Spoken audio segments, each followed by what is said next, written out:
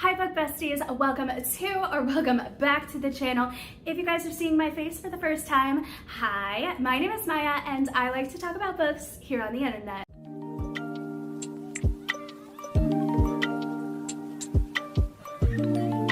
So as you guys can tell by the thumbnail and the title, today is going to be a book haul, and boy howdy is it a book haul. Let's get into the book, shall we? Because we have a box, a bag. Oh geez, okay, that's heavier than I expected. A bag, another bag, okay, and just a book. Let's just start with the thing that is the easiest, and that is this book. This is Christmas at the Cupcake Cafe by Jenny Colgan, and this actually was the same author that wrote Christmas at Rosie Hopkins Sweet Shop, and I'm pretty sure this might be of the same world.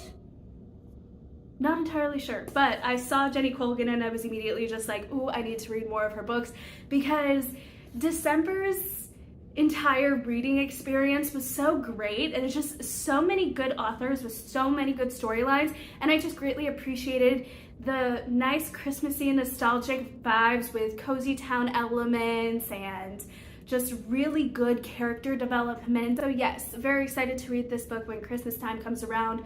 Can I wait that long? We shall see. Next, I'm trying to like field the situation here. How about we do this bag? I believe there's only one book in here, and when did I get this?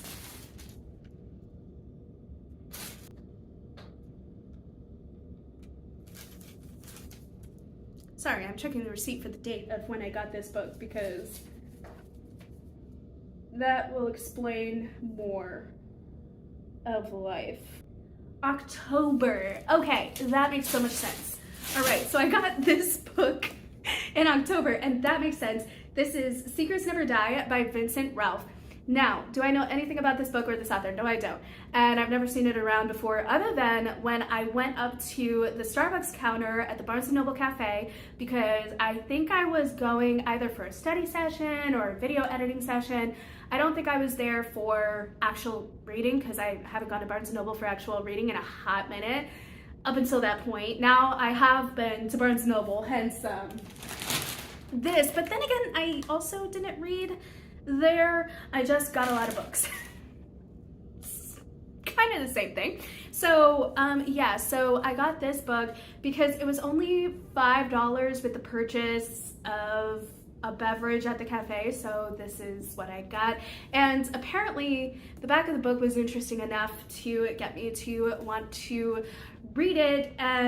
So yeah, so there's that. By the way, I'm only sharing the context surrounding these books. I'm not actually going to get into what they're about, because I am hoping to actually read these, and as I'm going along and reading them, I will tell you guys what they're about in those vlogs or wrap-ups or whatever. So yeah, that's kind of the hope here. I will eventually get to what they are about. Fingers crossed. And you know what I should do at the end of the year? I should go through all of my book haul videos and just see what of the books that I bought for my reading year I actually read in my reading year, and what I should read in my next reading year, and if I don't finish them by then, they are up for the unhaul. I should do that. I should listen to myself more often. Alrighty. We'll go with this one, because this one was basically next in the queue. I went to Barnes & Noble with a few friends of mine, and I told them, okay, I have paid all the bills and everything. I want to spend some money. So here's the amount. Don't let me go over. If it's a little bit over, it's fine, like for taxes and stuff, but for the most part, if it's this number, we keep it there. Let's get into the book, shall we? So the first, Fourth Wing by Rebecca Yarros. And it's so cute. Look at the dragons on the side. So I know that there are dragons and dragon riders. Rumor has it these dragons can talk. You know, I have heard mixed reviews, but I haven't really heard anything that was necessarily bad. I just heard that there were some things that maybe to someone's reading taste, may not be to people's reading taste. and that is fine. So I wanted to see what all the hype was about, and yes, I wanted to hop on the hype train. Even though I'm in the caboose section, I still made the train. I want to see if this book lives up to the hype, if it should be as hyped as it is, if maybe people are hyping things a little too much here on the internet, which, let's face it, very real danger. All right, next we have The House on the Cerulean Sea by T.J. Klune. Now listen, I have a backstory to this book like no other, and I will shorten it for y'all so we're not here for hours.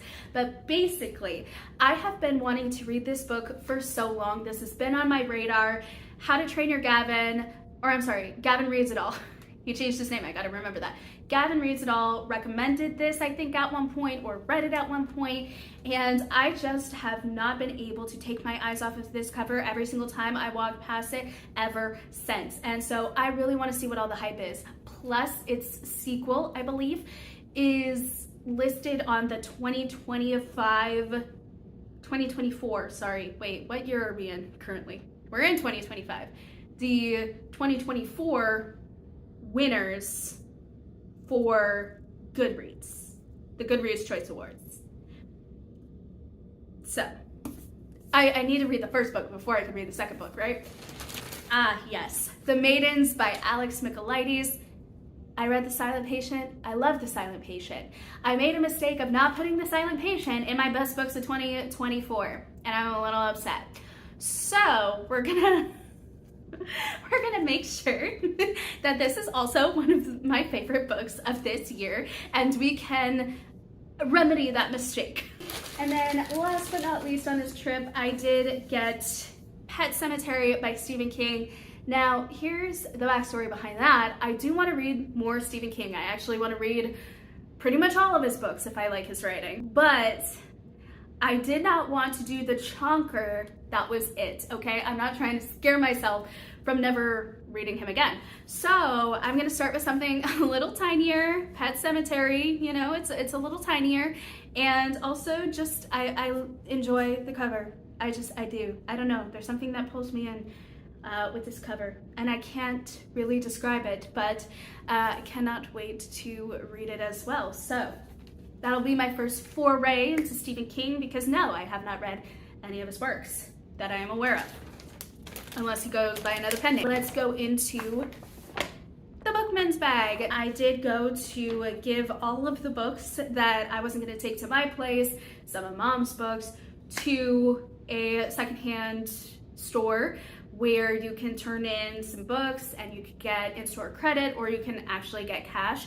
And I always go for in-store credit because in-store credit is more, and also it's kind of just like, yeah, you're giving away so many books, but then you also get to take some home and you get the experience of shopping without your wallet actually hurting because of it. So it's like a great experience. I love it. So, Bookman's. What we got here was quite a fair few things, and all of this was free, by the way, because I had so much credit. I still have so much more credit, so we're gonna be going back there.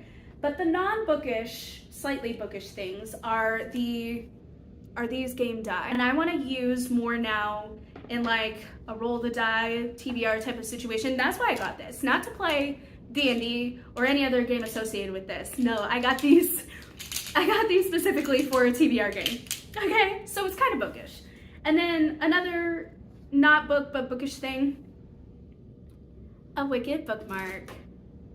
Whoa, okay, I got a fair few books. I don't remember getting this many books. I got A Christmas Carol by Charles Dickens because I have a spin-off version in The Afterlife of Holly Chase by Cynthia Hand, but I wanted the original. I saw a little miniature shelf next to the shelves that literally had a sign Book Talk over it. And at first I was leaning more towards another book, but then I saw Check and Mate by Ali Hazelwood, and I recognized the author, and I really liked the colors. And you know, it's just after Valentine's Day, so this color scheme was just absolutely beautiful. And I was kind of just like, you know, I don't necessarily read romance, but maybe I can like try my hand at this. So Check and Mate. Next, I have Silk by Caitlin R. Kiernan. And the back of this book really got me. Like, I was very intrigued by what the premise of the book is, and I will wait to give you guys what it is, but I do remember certain elements that just jumped out at me, where I had an entire stack of books in my hand, right? And so I was sorting through them to see, okay, I want to get just a smaller amount than what I have in my hand currently. I was like, oh, all of the books, this is the one I'm not giving up. And I don't even know this author or anything about this book or anything like that. Like, I have seen nothing about this book ever, but it's just the premise of the entire thing just made it so appealing. And you guys will see what I mean when I actually unveil what it is. But then I saw The Cruel Prince by Holly Black, and I have seen this book over and over and over on people's bookshelves in booktube videos, if they have a shelf behind them. And also it was like back in the day vlogs and stuff, and I was just like, I should really try this, because Holly Black is a name that was like known, and I just want to, still known by the way, but like it was really, really popular, this particular book, and I just never got on that trend because that was around the time when I wasn't reading, and so I want to try and pick up these books again. But that's not all I got. And these are blind date books, and they have some interesting pickup lines. So this is kind of how they are formatted. They have a pickup line, they have the genre. So the first one is a historical fiction, and the pickup line is, no one had seen her naked until her death.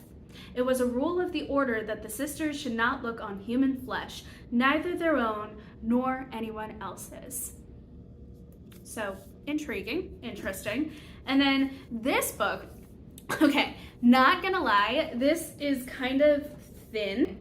So I could see in here, and the author is Jenny Colgan, if you can believe it. So I already have one of her books, and then I saw Jenny Colgan and I was like, oh, this is gonna be good, I'm just gonna try it. Plus it feels like a hardback. You know how you can like feel the difference between hardback and softback covers? This feels like a hardback book. So yeah, anyway. And the pickup line is, the really weird thing about it was that although I knew instantly that something was wrong, very, very wrong, something sharp, something very serious, an insult to my entire body, I couldn't stop laughing hysterically. Me in any situation. And we have this gigantic stack, but we're not done yet. Not me using a pen. Ugh. Oh yeah, I have more stuff in here than just books. Okay, love that for me. Okay, so, oh, I hate that.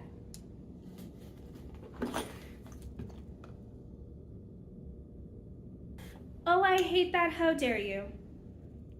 How dare the packer? Okay, so I got some extra things, but namely I got, which one is book 2? Okay, The Wondersmith, The Calling of Morgan Crow, which is the second book of the Nevermore series.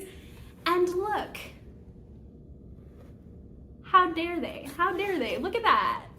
Look at that. I hate that. That's the reason I didn't get it at Barnes & Noble. I could have gotten one in the same condition without having to pay for shipping. It's fine, it's fine, everything's fine. But thankfully, Hollow Crux, The Hunt for Morgan Crow, which is book 3, and I think the last book of the series, is seemingly pretty well and good. Oh, and both of these, by the way, are written by Jessica Townsend. So, let's see if I can hold this. This is the haul. I am scared.